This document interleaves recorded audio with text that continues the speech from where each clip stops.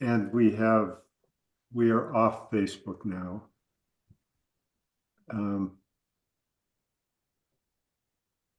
Yes.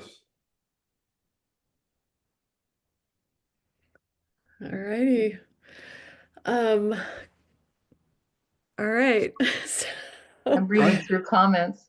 I hope I didn't like overwhelm it. I went through so much so fast. Yeah, Oh. yeah. And people have asked for the slides or to review the recording. I think that's going to be important. So Rebecca, you hesitate just long enough that I'm going to ask my question. Okay. I'm really impressed with the New Testament lay ministry version. And anybody thinking restorationist is going to think that way. And I think I won't speak for everybody, but I do have a desire for that kind of world. But here, so there's a question for comment. It feels like also an eschatological, a expecting the second coming in our lifetime kind of structure and restoration.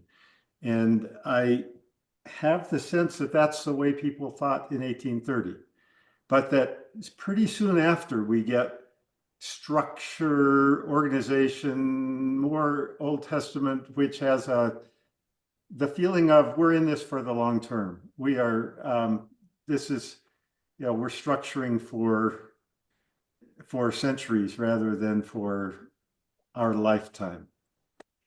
Throw that out for your reaction.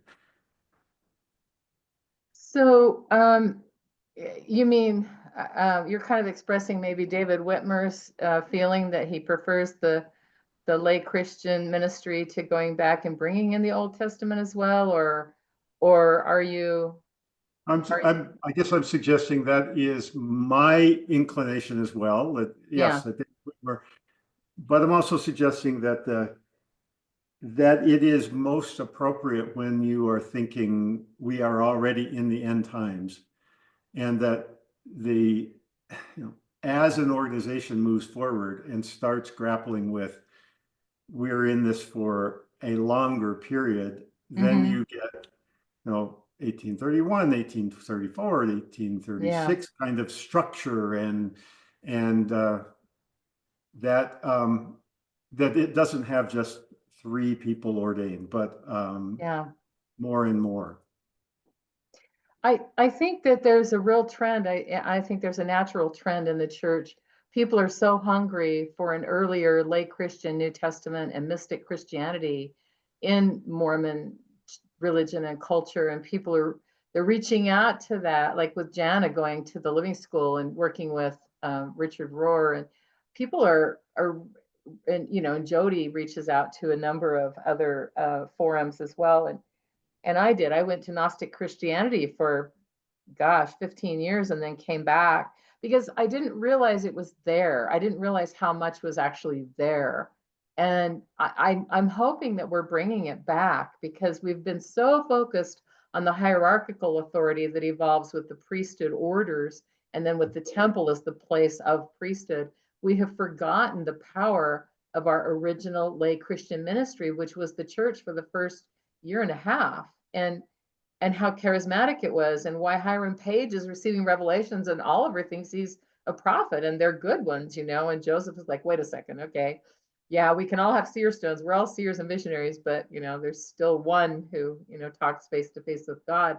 And so there's always been this tension, I think, in LDS tradition from the beginning of how do we manage that? How do we really live as disciples with that equality where there is no black and white, no slave and free, no male and female. We are all one in Christ. How do we balance that with this hierarchy that evolved when the hierarchy tended to overwhelm sort of the lay Christian ministry of the democratic workings of the Spirit? And I think that's a tension that's always there. And so we have to sort of focus on the ward as the place where we get to practice that every member a minister. We're all ordained ministers with our confirmation, a minister of of Christ. And I've really kind of talked about that a lot since I came back to the church, about really delving into what that means and practicing. And as Jody said beautifully, doing it, moving into it, bringing it back and just living it and being a true lay minister of Christ. I think it's an individual, like Jody expressed beautifully, it's an individual practice. It's a spiritual practice to be a lay minister. But I would love to see us recover more of that sense. I've really talked about it a lot since coming back to the church. It's what I'm really attuned to, is that Christian lay ministry that we began as our first sort of stage of the restoration. So I was really struck and appreciated the kind of disconnecting out the legal roles from the ecclesiastical, this lay ministry, and that kind of helped me to connect some dots and kind of envision what happened, what went wrong, right? Yeah.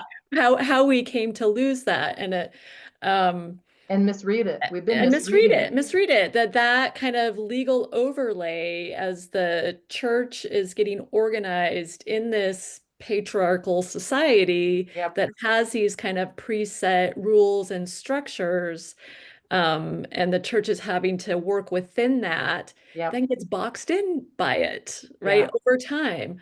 And adopts, comes to invest so much in that legal structure and miss the spiritual Yeah. truth and like what ministry and really looks like.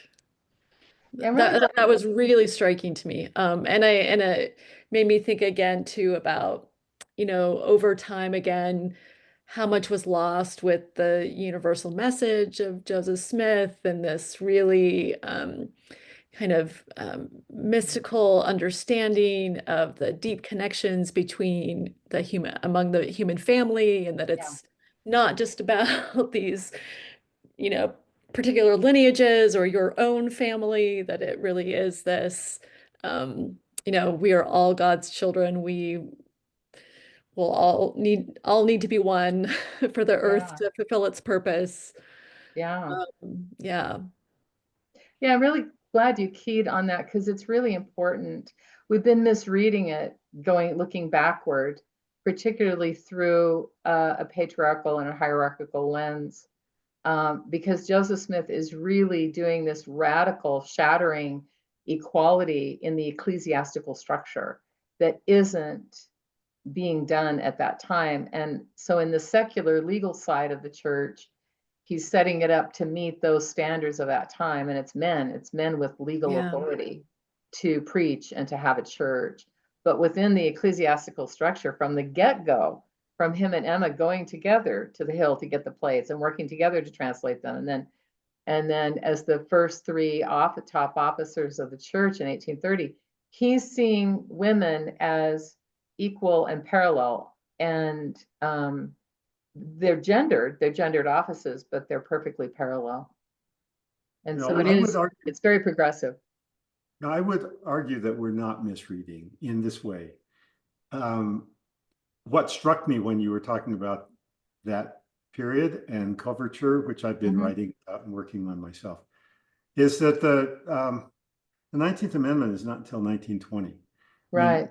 Joseph Smith is really radical for his time. And if he's going to get any more men than Oliver, than just a handful of people involved or engaged, he's going to have to deal with men who expect to be in charge, expect to have the power. And that's 1830, that's 1835. I mean, in a sense, the reality of the situation is that unless he's going to be limited to a very small handful of men and women, in order to move forward as a church, he's going to involve men who expect to be in charge, and that's the only way he could do it. Yeah, exactly. And we really see, I don't know. So I'm gonna yeah, maybe, but I think the way it comes out here in 1830, right, is that there's like both going on, And, how is he going to get the saints to this kind of other place?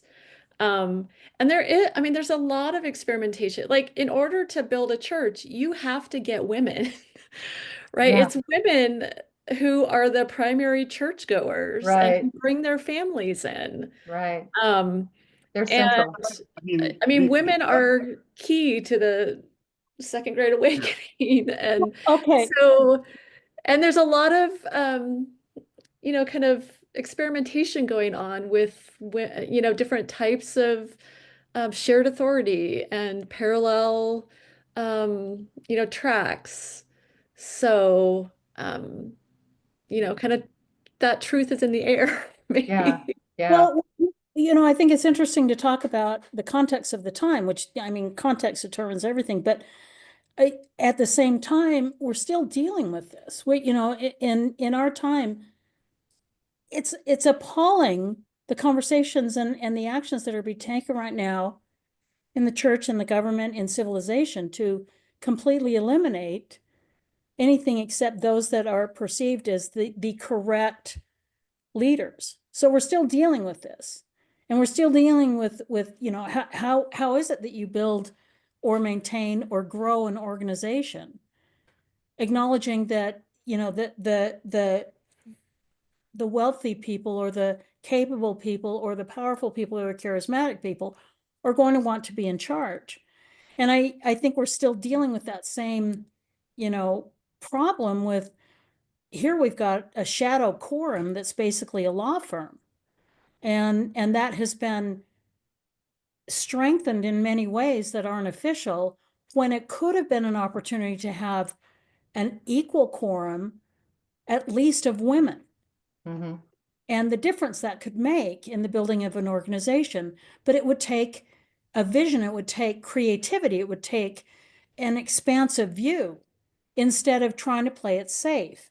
And so, in the context of what Chris brought up about at the time, Joseph's got to be wrestling with this. Is it ever going to be more than a few people gathered in a cabin? Well, then we have to deal with this tension and this wrestling. And at what point do we have the courage to break through and do something that is completely not following the established power system, but with the possibility that could be so much more inspiring and expansive over the long term, without, worrying about, okay, what does it do to the quarterly report and the stockholders? Instead of looking at, okay, well, how are we going to do the quarterly report and please the stockholders, going, okay, what's this going to do for a generation from now, for 2 generations? Because that idea that it's all going to be the end times any day now really is a scapegoat.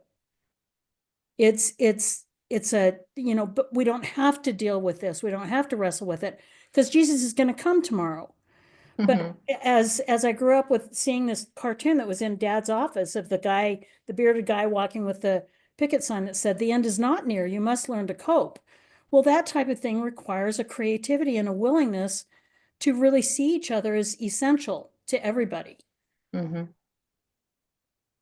Yeah, nicely said. I just think that tension has always been there. I think both Chris and Rebecca are right in that men expect to take over, they're expected to take over, but in reality, women are central, not marginal to all these things. And like what Jody said, um, they're there, and it's how we negotiate this, because there is a tendency to expect, or for men often expect, and even women, to sort of be in charge or be the stronger voice or not be equally represented in a group. And yet women are always so central to what's happening. They're always doing the work, and so we need to live that more explicitly and consciously. I should acknowledge or admit that I have, for decades now, been really bothered by the 1908, can't remember whether it's 1908 or 1918, decision to enhance the role of young men, but not women or young women, by it's incorporating 1908 them priesthood correlation. as deacons and Yeah. in the whole sacrament process. And that was very explicitly for engaging men in the work.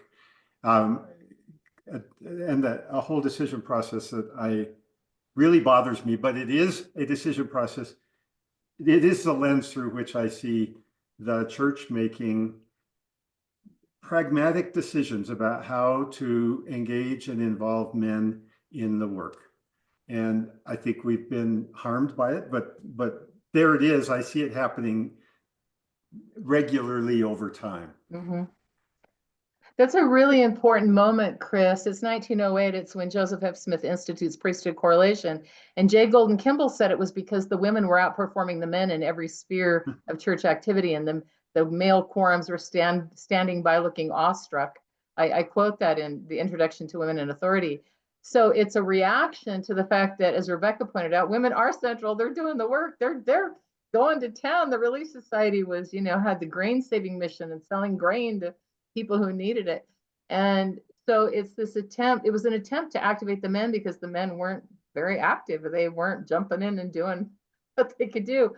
But we lost that sense of women fleshing out, naming their order and naming their offices. The Relief Society minutes clearly stipulated, Joseph Smith said that the women would name their own organization, which they did, and their own order, and that they would name their own offices. He said, whether you want to call yourselves priests and deacons like we do, or whether you want to use other offices. Well, that all got disrupted with the martyrdom and the move west. But Eliza R. Snow, and particularly Sarah Granger Kimball, who had really invited everyone to formalize the Relief Society and get that going in 1842, they were calling quorums of young women as deacons and teachers, and forming these. They were trying to finish that process of naming the young women's offices, and they were opting for the parallel of the men as deacons and teachers, and so they just didn't get to finish that, because by that time in the 1850s and 60s, when they were trying to give the young women those offices, the bishops were pulling the other way. They'd already lost the sense of what was trying to happen in Kirtland and Nauvoo, and they were pushing back. And so it just kind of, dissolved. And then later, the young women came up with beehives. That was first. They were all beehives, and then they were Maya Maids and Laurel. So it's really, and now that's gone. They've eliminated those. So I'm hoping we're moving back to the Relief Society and young women finally naming their offices. I hope we get back to that. So Linda asks, would Brigham Young have promoted the leadership of women? We've got Joseph Fielding Smith. We've got now Brigham Young. It's a and I great see question. Rebecca shaking her head, but that's just a setup for there's a softball question. Yeah, he did preserve women's leadership, but he subverted it, subordinated it under male leadership. That was the shift. And also, dissolves he didn't it want for the a Relief while Society to meet too, until so that it can, so that it's kind of gone under, and so that we lose this historical connection to what it had been. Right. And then he no subverted longer it at have all the three autonomy. levels: the lay ministry, the Relief Society, and the temple. In 1845 and 46, that's when he did it. 1845, all of his statements. As soon as Joseph was gone, he puts the women under his authority on all three levels. Sorry, Jody, go ahead. No, and there was a loss of autonomy. It was the beginning of it always being subjected to male permission. Right. Well, I'm just struck by this other aspect of that tension, right? Like, it's so heavily these questions: how do we structure it? How do we get this to go past this generation? How do we do that? I think a focus on that, regardless of the structure between the men and the women, we're also losing this the focus on the structure creates this tension between the individual, the personal, the spiritual connection that individuals can have. And I think I grew up in this place where the structure just, to me, was, this is what it is. I'd never even thought to question how that structure if that's what it was supposed to be. It just is what it is, and we move within that. But as I'm getting older and seeing other ways of doing things and exploring my own spirituality, I'm just noticing how a structure that I think we would all hope is just there to help us move forward and support us has become so dominant that we've squashed the magic of the personal prophetic, Right. the movement of that the lay Christian structure might have had earlier on. That tension also squashes out the personal, and not just for women, but for men as well. Right. Because unless you're in the hierarchy, you are also voiceless. So I don't know, that's something that I see people wrestling with in my office over and over and over again, is how dominant the structure and the hierarchy has become, to the point that they can't even find their own way in it, their own voice, their own spirituality, their own connection in it. It's overshadowed it so completely. It's a real And tragedy. very directly, the loss of that this is my voice unto all. Yeah. Oh, beautiful. Yeah, it's a great point, Rebecca. In looking at other churches and other religions that I explored for years after my excommunication, I was struck by noticing that the kind of the lay Christian, the lay ministry ones like the Quakers and Christian Scientists and Baha'i, they were amazing. Every individual was empowered, and yet they didn't have the kind of organizational global mobilization and power that something like the LDS Church has with its structure. And so there's a real need. And then there are churches that are just highly, highly regimented, even more than ours. When I was looking at sacramental Christianity and being ordained in Gnostic churches, they were too hierarchical. There wasn't enough of the lay ministry there for me. And so I had to come back to Mormonism because it has both. It really has both, and I think it's amazing. But the hierarchical authority really has overshadowed the lay Christian ministry in a lot of ways, and I think it has to come back on the word level. I've been working on a book called Every Member a Minister to kind of flesh this out and explain this, because I agree with Jana. I mean, so many people are struggling under the weight of the hierarchical authority and the voice of the prophet. And yet I love that tension between Oliver and Joseph and Hiram Page, about, wait a second. Well, okay, we're all prophets, but okay, I'm a little bit higher than the others. Everybody's equal except those who are more equal than others. Except that one guy. Maxine, because I so agree, I like your focus back on the ward. And just a personal story, we had one of those couple of years ago. We had one of those visits from the stake president in our home, and he was a really good guy. We have a new stake president now, but I told him to his face, I said, I really have no interest in anything beyond the ward level. I'm not interested in what you have to say or what the stake conference has to say. I'm living in the ward, and he took it very well. He really did. But but I thought it was a pretty radical thing to say to his face, anyway. Mm-hmm. Well, and this is something that I think we're trying to reclaim, which is our own connection to inspiration, to wrestling, to revelation. And it just seems like a lot of people who come to me and are sent to me, like, talk this through with someone who doesn't have an agenda. And how often when people are saying, well, I want them to tell me this, or I want them to tell me that. And I keep using the phrase, don't seek answers from those not asking your question. And in the ward level, that becomes a little clearer. You know personally the messiness of each other, and you're less likely to go, I'm not going to expect him to answer my question. He's the one who yells at my dog, and you're more likely to realize that you've got a certain ownership, a certain investment in this community.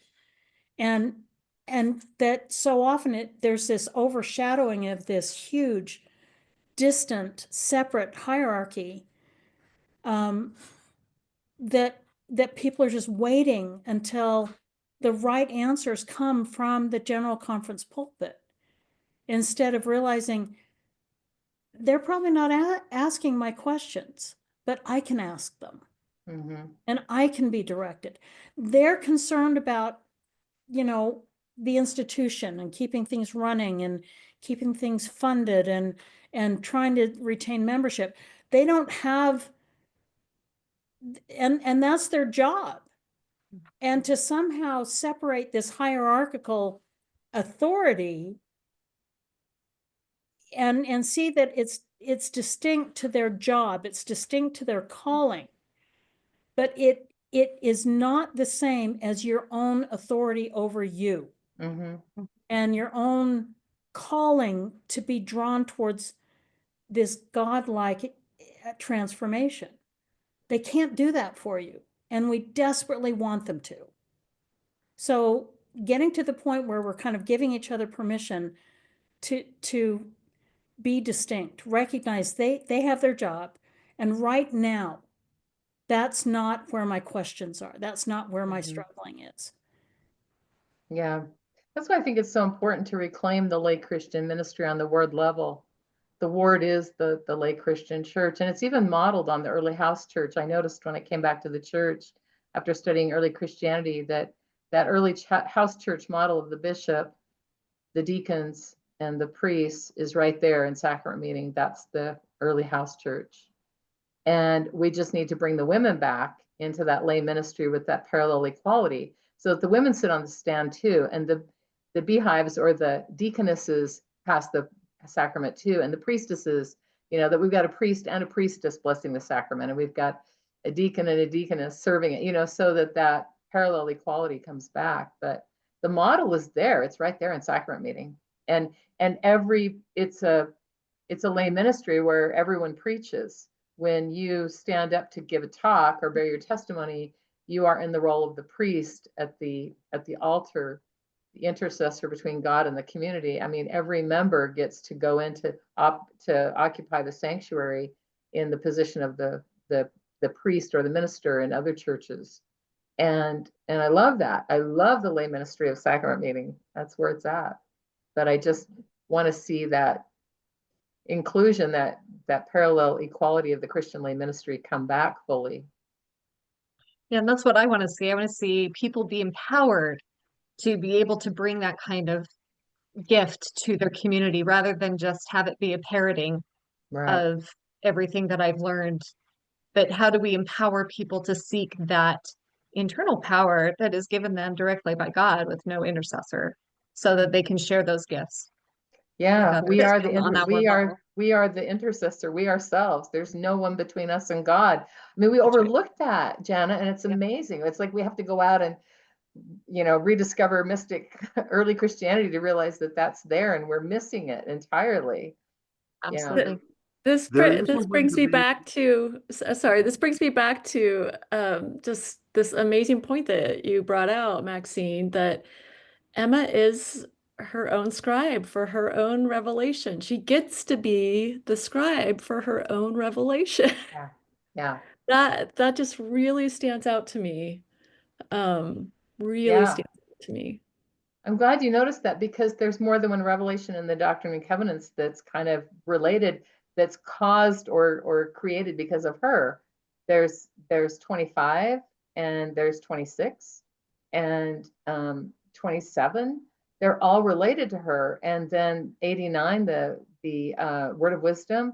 In fact, 27 kind of invokes, it's like this reference to what will be the word of wisdom later. They're very connected. And I see all of those as kind of provoked by Emma and her role. And it also foreshadows the final blessing before Joseph leaves. When he leaves to go to Carthage, Emma asks him for a blessing. She needs a blessing. She needs a revelation. She needs something, because they're both afraid he's going to die. And of course he does. And he tells her, you go ahead, you write down what you feel you need. Basically, you go ahead and have the revelation and I'll sign it. And he's entirely capable of giving a revelation. He's not too tired. And this is a big deal. He loves giving revelations and receive, blessings. And he can do it at the drop of a hat, day or night. And this is leaving his wife, and who he's probably never going to see again. And I see that as a transferal of authority. He's basically thinking, I may not be coming back.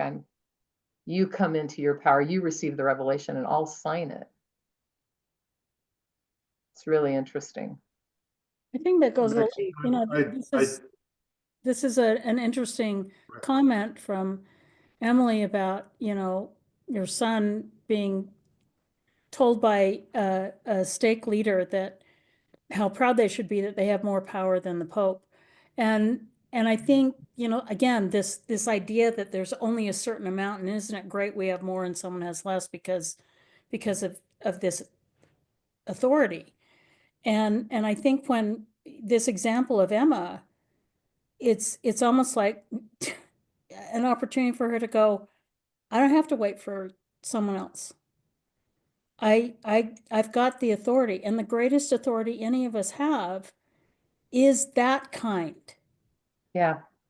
That kind, not the Pope, not the young men in the ward. And yes, it really bugs me because I've had deacons come up and be snotty to me because they're told stuff like this. But we have the authority. I have the authority to just go, look, you little twit. You don't have any authority that matters especially when you're behaving, and we need to like we can do that. Yeah. Just kind of the authority that matters is when we are godlike, and no authority is greater than that. Yeah. Yeah. Authority comes from our relationship with God. We bring it forth. Yeah. Catherine had two questions I thought I should mention. She said, Catherine Schertz said, but Brigham Young did recognize and promote women's authority to give healing blessings. Yes, the Relief Society continued to be actually pretty self-governing and doing much of what it did. The Relief Society doesn't lose its autonomy until the turn of the century. It's just that it still has autonomy. It still is doing many of the same things, but it's seen as under Brigham and the apostles. And then Catherine also asked, did the women at that time in 1830 have a sense of Emma, her authority and her role? That's a really good question. The best information that we get is from Tollage and Eliza R. Snow in The Women of Mormondom, and it's a mind blower, that book. But because there's not a lot of information about that early Kirtland period. But what we do know, and I've given a couple of papers on this, is that women are coming into the church, they're joining the church, and they're bringing it's just what you were saying, Jody, they're bringing their spirituality with them. They're bringing their own relationship with God, their own spiritual gifts into the church with them, and they're functioning from that, which is why this Society of Sisters forms in Kirtland, and that's where the Relief Society begins, because they're literally restoring what they saw as the ancient order of female disciples and apostles in the Jesus movement. And they're working from that spiritual connection that they feel that they have with God, because this amazing church that they have found is a lay Christian ministry, unlike other churches where it's a professional ministry, and everyone's spiritual gifts and revelations are welcome. So they come into the church, and these women in Kirtland are coming in with all this spiritual power, and they're having spiritual experiences, and they're speaking in tongues and giving blessings. And so it's really interesting how they feel like they feel like they have the ability to really help create this new church and be just as much a part as the men. And it's only over time, as the church is trying to find its structure, and also the sexism of the time is affecting things, that things veer away from that. But again, it's a balance between charisma and organization,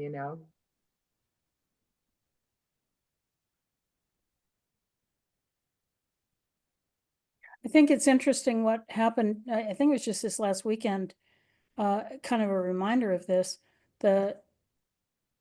Was it a broadcast with the auxiliary presidencies?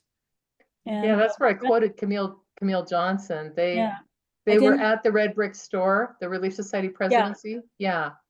I knew that you were going to, and I missed that part of your lesson, but one of the things that is a reminder to me of how important it is for us to claim our own authority and our own experience and connection is, once again, there's a debate because Elder Renlund, who in a women's conference, he spoke for more time than the others together, which says something, again, a reminder that we can't wait until the current official quorums get it. We've got to claim our voice and claim our time.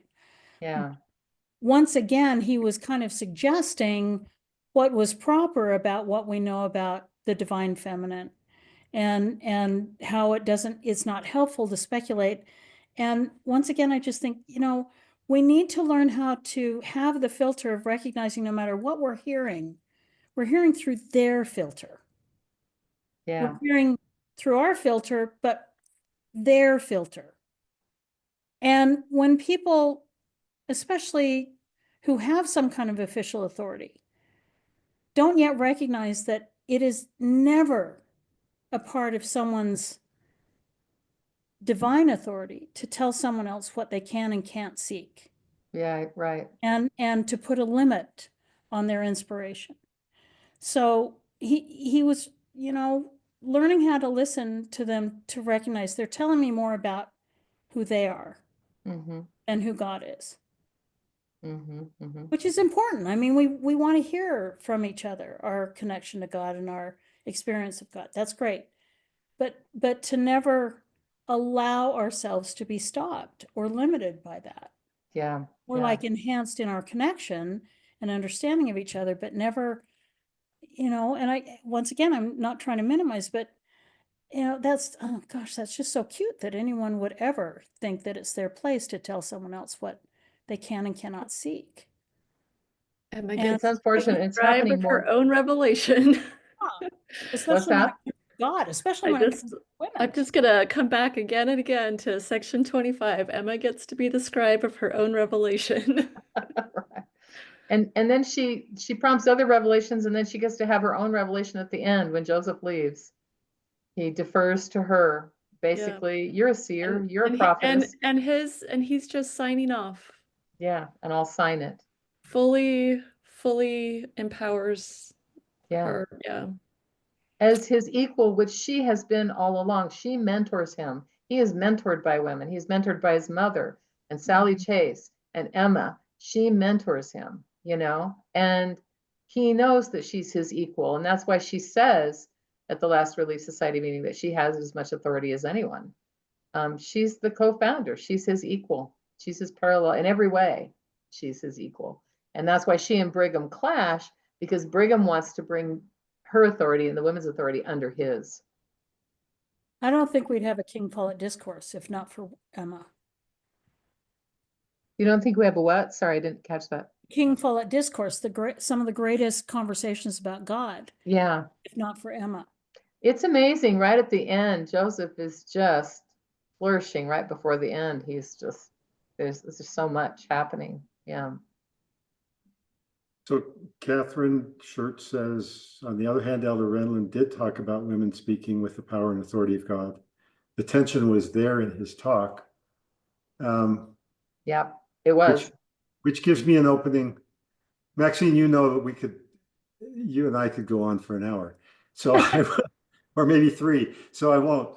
I'm having to shush myself. But in that line, reading some of the things that I have seen from the church in the last 5 years, 10 years,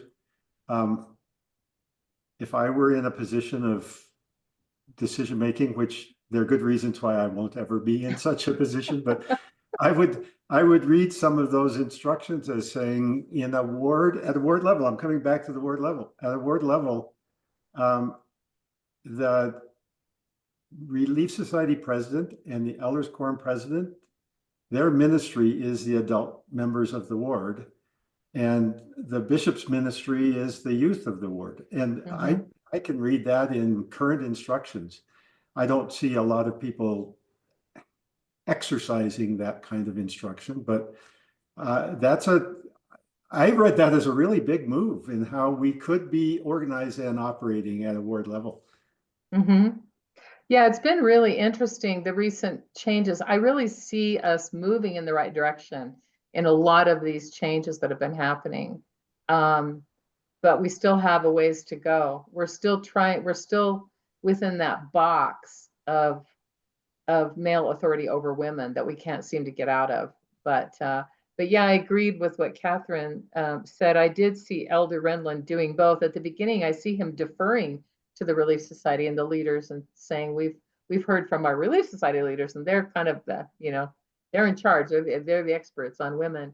And then it was interesting. He said, I found it so interesting.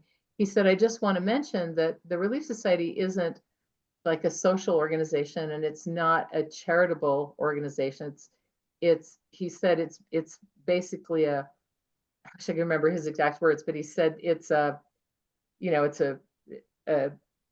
women's organization that is, he basically described it as part of the priesthood, and its job is to bring salvation, bring the human family back to God, and that they're part of that process. And it struck me because for decades we were told the Relief Society is a charitable organization. It's all about charity. Charity never faileth. It's all. And he kind of pushed that aside and said, no, it's not really that. It's really this other thing, this women's order that's involved in the salvation of the human family. And then Camille Johnson said the same thing. She said, Joseph Smith restored the ancient order of women. And I haven't heard that before. I mean, that was sort of like, yeah. That was a big one. I've been saying that for 40 years, but I've never heard a church leader say that. And I went, wow, okay. Yeah, that is a moment. Just let's just have her take half the time instead. Yeah, and I know exactly. And so we still have, ever since the Relief Society was brought under male authority, especially at the turn of the century, and then in 1970 with priesthood correlation, it's been frustrating. It's like, when are we going to have the courage to be what we really are?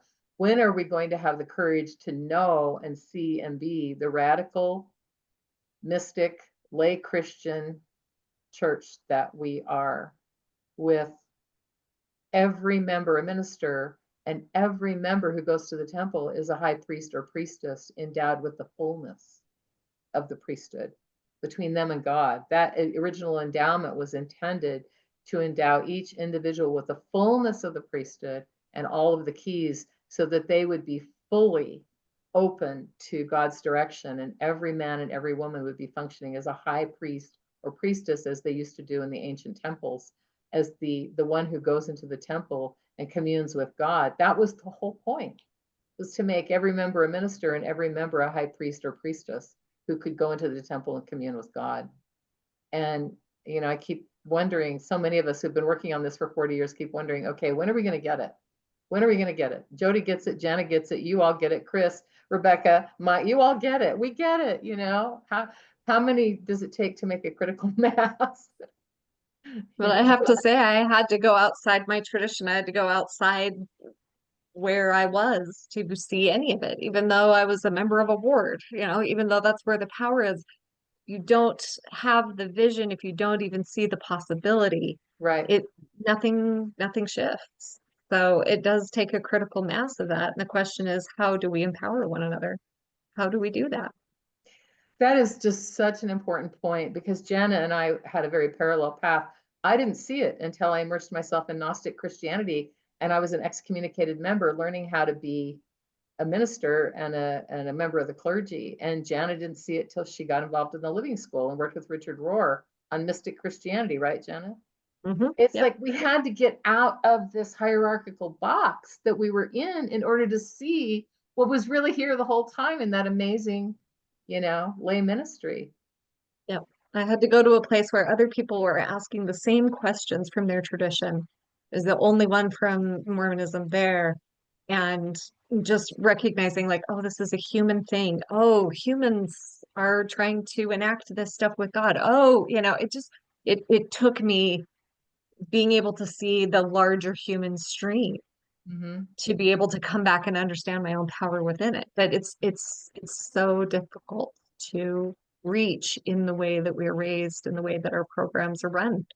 So it's the question I'm always having is how do we do this? How do we empower one another? How do we help each other see our own power within this structure and organization? It is a real dilemma. I've been asking that since my faith crisis in the early 80s. It's almost like the blessing of a faith crisis. It You have to be shattered in order to see it anew. And I love when Joseph Campbell said that you don't really understand your own tradition or your own culture until you get outside of it and see it from a distance and That's right. see it from the outside. But I would hate to think that we'll never get it. We'll never realize who and what we really are unless we all have a faith crisis and need to leave for 10 years. I don't know. I would hate, there are people who get it, who don't have to go through that, but I had to go through that. I think, what you did for us today, Maxine, step back. Let's not just look at 25. Let's look at it in this context of the organization of the church and of this longer human history and God's working with his people and calling prophets and revealing truth. Yeah, so, taking that step back, getting outside of just the usual reading, the usual kind of structures. Yeah. Thinking outside of the box. Yeah. Well, I think a part of it is recognizing that it's actually a healthy and important part of any journey, any faith journey, just like human development, that you have the crises over and over. Yeah. That too often it's called a crisis because it's a deconstruction and reconstruction, instead of recognizing this is part of the journey. This is part of moving on. You look at the scriptures, you look at every account of any civilization, that's a constant, thing. Things are torn down, taken apart, and rebuilt in a new way. And that's basically what a faith crisis is. If you take it on and can get to the point where you're going, oh my word, there's nothing wrong with this. Yeah. This is actually the beginning of a new life. This is kind of the death and then the rebirth. Yeah. On my journey over and over and over. And one thing that I appreciate, because while I took on practices that were not formally part of the church, I was led from an early age to recognize all things, no matter where they are, can contribute to the journey. And that the journey does involve the tearing apart and the rebuilding, the death and the rebirth. And that there's not, even though in the midst of it, I would think, what's wrong? What did I do wrong? It's part of it. And it's definitely not a one-time occurrence. Yeah, and it's too easy to get stuck either inside of the box and never get out, or get stuck outside of the box and feel completely outside of it. You can't relate to it anymore. You can't see some of the good stuff that's in there. And it's not easy to come, as we all know, it's not easy to come back after having that shattering moment or whatever it is that breaks us out of the box, and then come back and figure out how to synthesize it and integrate it and be that being between two worlds who lives in paradox. And So I see I'm the only man here. I don't know if Michael's still here. So I'm going to express my great cynicism about white men in charge, which I think which I am convinced is going to perpetuate well beyond my lifetime. And therefore, I think that this is my opinion, just expressing an opinion. I think that wishing for, asking for, clamoring for more women speaking at General Conference, for ordination that is recognized at a church, presidency level is, well, it's well beyond my lifetime anyway. And that the work that can really affect us on a day-to-day basis is, I'm back to the ward. It's back to that, basically close-in community where I think we can make a difference, like tomorrow, like today. Mm-hmm.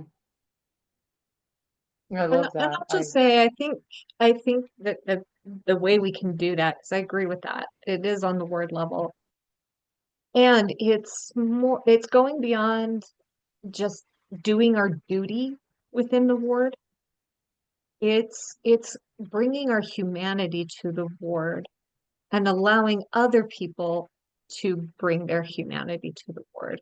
We will never get to a paradoxical place until we can reconcile and accept the paradox within us. We're so busy trying to run away from what is not godly within us that we never get a chance to integrate it, accept it, because that's where the real power comes. And we can do that for one another in a ward. We can do that if we are willing to get vulnerable and to see one another and to sit with one another and to make places more safe and more real. Because I just think until we accept that within ourselves, we will be clamoring for something institutionally that actually cuts us off from ourselves. Yeah. That's exactly it. That's learning how to be a real minister. It's what I learned when I went through ministry training and chaplain training and certified as a chaplain. It's us being able to be that priest, that minister, that facilitator who can create a 100% safe space for someone else to really dig down and process or to connect in a whole new powerful way they haven't been able to connect before. It's what you're doing as a coach working with people, Jana. It's what I do as a minister and a chaplain. And that's what it is. That's where it happens. And you're so right that we have to find that within ourselves before we can do it for others. Absolutely. Because if we cannot learn to sit with what is uncomfortable in ourselves and one another, we will never be able to sit with the critiques, the institutional critiques. Yeah. We will continue to see it as evil and cut it off and not really presence the real human experience that people are having, especially particularly people who are not the decision makers. Because their experience isn't brought to the forefront. We're afraid of it and we cut it off. So I mean, there's just so much there, but I just agree with you, Chris. I think that's what the power of the word can be on a personal level, is bringing that kind of sensibility to being in communion with people we actually know and see and can understand their lives. But we've got to be willing to bring that forward. We've got to be willing to sit with what's imperfect. And exactly as in a comment that Lori Forsyth, has here, she says, fascinating to think about doing that work together in a ward and a challenge when the people you're with are clamoring to make sure that we're just checking the boxes and not rocking the boat. Yeah. That's part of. So you have to be the leaven in the lump. You have to be that little piece of agitation in some ways, which is hard to do personally because we just want everyone to love us, right? And that's part of the paradox of being in community in a ward, is you will be there with the ones who just want to check the boxes and not rock the boat. And I think part of being vulnerable and creating the space for others to step into the vulnerability is letting go of needing a result. Letting go of thinking, okay, I'm here to prove that I can hold this calling or to please someone so that they will have me do this. Let go, and we go through those periods where we're in that check the boxes, and there's nothing wrong with it.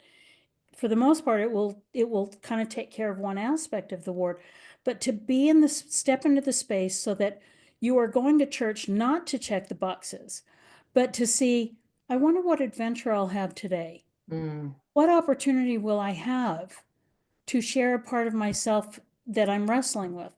What opportunity will I have to listen to someone else who is feeling they're on their own? But by being a space of listening, they feel they can be vulnerable. And Right. what's really amazing is it might take time, but individuals can actually transform a ward community by Yeah. going, because it's an opportunity to practice being godlike, not Right. because you're going to check the boxes and see what happens. And yes, there might be times when it's just like, oh gosh, not today, Satan, and you walk out. But to be willing to, the last time I bore my testimony, I got up and I just said, I need to share with my ward family. I'm struggling. I'm really struggling with the results of the election and how I'm seeking God, and that's a risk I've had to practice taking over years. Someone else hasn't practiced that yet. But in that space and over the years, I've seen other people who gradually stopped worrying about checking the boxes, who gradually were released from high-level callings, but they step into that vulnerability and they Yeah. share their struggles, and they come to church and they come to the ward family to truly feel heard or not alone or mourn, or just, I'm here to mourn and I need someone to mourn with me. Mhm, I'm mhm. here carrying a burden, and I'm sharing this burden because I can't carry it alone. And when people step into vulnerability, a ward community really becomes a transformative community. But yeah, it takes there's a lot of letting go of those Yeah. boxes. There are a couple of things that really can disarm those people who are monitoring other people and wanting to, who are threatened by people who are self-possessed and self-empowered. And that is what you said, to share vulnerability. When people show and share their vulnerability, it helps other people to relax and feel like, oh, okay, now I can be me too. It really helps to disarm all that. So sharing vulnerability, I think, is just this automatic catalyst for helping people to let go of judging each other or feeling bad about themselves. They're not good enough and they're judging you to see if you're good enough. They just let go and go, oh wow, I can be me. And then the other thing is letting people know that I'm a safe space for them.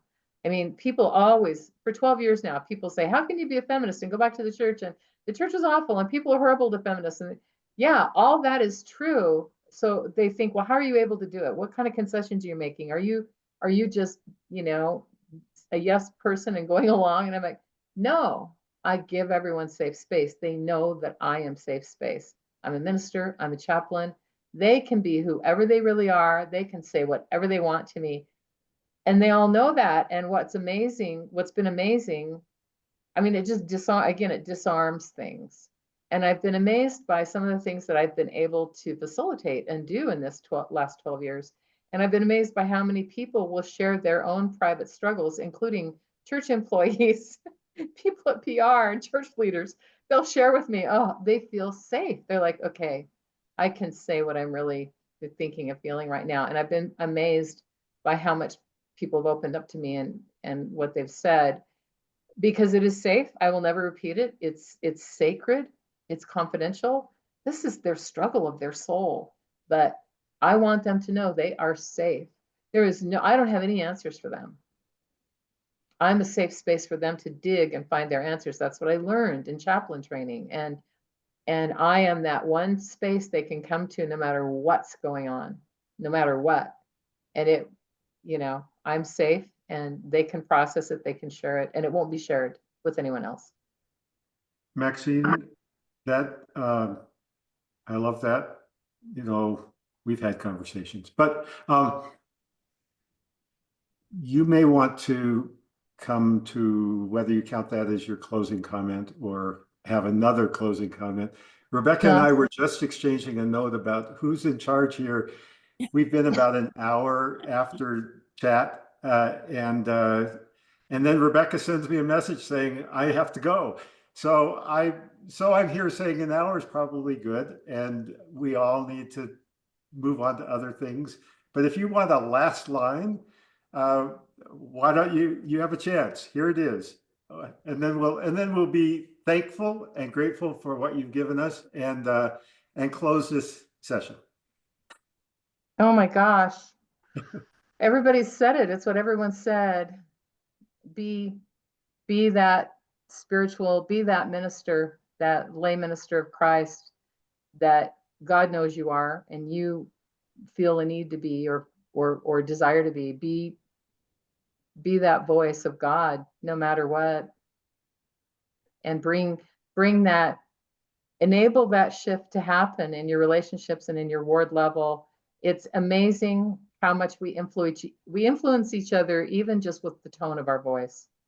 We can make someone's day or break someone's day, and other people can make our day or break our day. We have influence, and so be that influence of safe space and God's love, no matter what, and just be it, and we will change it one by one. Amen. And thank you. And we'll